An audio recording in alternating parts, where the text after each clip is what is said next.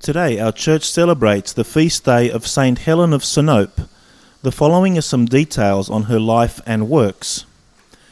Saint Helen of Sinope stands for all time as one who with divine assistance defied the captors and preserved the time-honoured traditions of Orthodoxy and Hellenism enjoyed by Greeks and shared by cultures of people everywhere who recognised their indebtedness to a tiny country that introduced true civilization to the world. One of the methods employed by the Greeks to circumvent the ban on schools was a simple procedure of forming a system known as the Krifos Skolio, or the secret school, which flourished throughout Greece under the very nose of witless officials. A brilliant student, Helen was by far the brightest star of her schoolmates of Sinope, a town not too far from the Russian border. By the time she was 15, she had mastered the classics and had familiarized herself with the Bible. She especially loved the New Testament, since it is primarily devoted to the Saviour, in whom she placed her complete trust. Anxious to be a true Christian, she pressed on with her studies, but at the age of 15 she was no longer a child, but a beauty who by then was causing many male heads to turn. As fate would have it, Helen caught the eye of a Pasa, a man with a gruesome disposition. The smitten ruler sent one of his henchmen to ask her to come to the ruler's residence as a dinner guest, thereafter to woo her in his own crude way. When Helen politely declined the invitation, she was forcibly taken and ushered into his presence. It was then that a strange but divine phenomenon happened. Whereas she had been manhandled by servants who virtually dragged her in front of the Pasa, she could not be touched by him, and she was kept at a distance by an unseen barrier.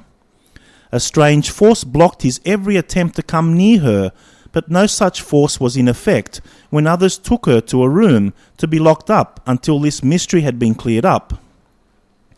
Suspecting that it was within Helen's power to remove the force field that kept her from his grasp, he shouted that she was either to remove the aura which exuded or suffer the consequences. After he stormed away, the captive Christian girl managed to escape through a window and made her way home to her parents, who hid her among friends. As an indication of the brutality of the Pasa, he ordered the guard placed at the door of the locked girl to be executed for allowing her to escape.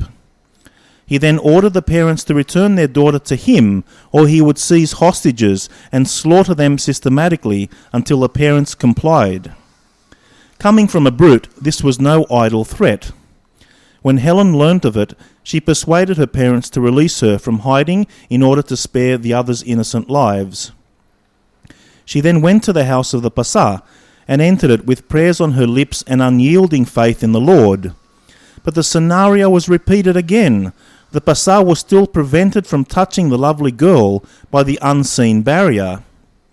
The enraged and frustrated Turk used every means he could imagine to have this spell cast away from Helen, but it availed him nothing, and in a final display of violence swore that since he could not have her, then she could go to her Saviour by way of death. The gallant girl went to her death on the 1st of November 1771. Unwilling to release her for burial, the Pasa had her tossed into the sea. A Greek ship's captain happened to on her body floating in a sack, and recognizing her to be the already glorified St. Helen, retrieved her remains. St. Helen was returned to Sinope, where she rests in honoured glory in the Church of the Blessed Virgin Mary.